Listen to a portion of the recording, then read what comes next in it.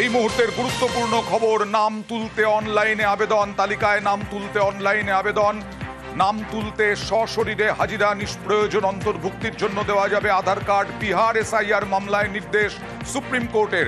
কি বিস্তারিত জানবো যে বিহার এসআইআরে কি নির্দেশ, মৈত্রেয়ীর সঙ্গে কথা বলবো। মৈত্রেয়ী, বিহার এসআইআর মামলা আজকে ছিল বিচারপতি সূর্যকান্ত এবং জয়মাল্য বাগচির বেঞ্চে, এবং সেখানে মামলায় শুনানির ক্ষেত্রে এই যে 65 লক্ষ নামের তালিকা, যাদের নাম বাদ দিয়েছে সেই তালিকা প্রকাশ করেছে সর্বোচ্চ জাতীয় নির্বাচন কমিশন, এবং সেই তথ্য তারা জানিয়েছেন যে তারা সেটা প্রকাশ করেছেন। এবং সেখানে অনলাইনে যারা নতুন করে নাম অন্তর্ভুক্তি করতে চান তারা অনলাইনেই নাম অন্তর্ভুক্তি করতে পারবেন, তাদেরকে সশরীরে যাওয়ার প্রয়োজন নেই, সেটাই আজকে বিচারপতিদের বেঞ্চ জানিয়েছে। এবং তার সঙ্গে সঙ্গে তারা জানিয়ে দিয়েছে যে নতুনভাবে তালিকায় নাম অন্তর্ভুক্তির জন্য জাতীয় নির্বাচন কমিশনের যে উল্লেখিত 11টি নথি রয়েছে তার সঙ্গে সঙ্গে আধার কার্ড এই 11টি নথির যে কোনো একটি জমা দেওয়া যেতে পারে।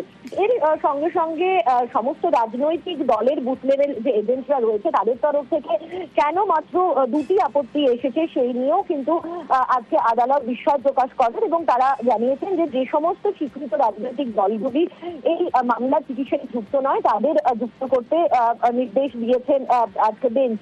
পরবর্তী শুনানি এই মামলার 8ই সেপ্টেম্বর হবে, এবং বিহার এসআইআর এর যে টাইম লাইন রয়েছে সেই টাইম লাইনে কিন্তু এখনো পর্যন্ত কোনো স্থগিতাদেশ দেয়নি সর্বোচ্চ আদালত। তারা জানিয়ে দিয়েছে যে টাইম লাইনে জাতীয় নির্বাচন কমিশন চলছে সেই টাইম লাইনে তারা চলবে। যদি তারা মনে করে যে ওভারওয়েলমিং প্রচুর আপত্তি আসছে এবং সেক্ষেত্রে তারা যদি মনে করে যে সময় বাড়ানোর প্রয়োজন আছে, সময় তারা বাড়াবেন।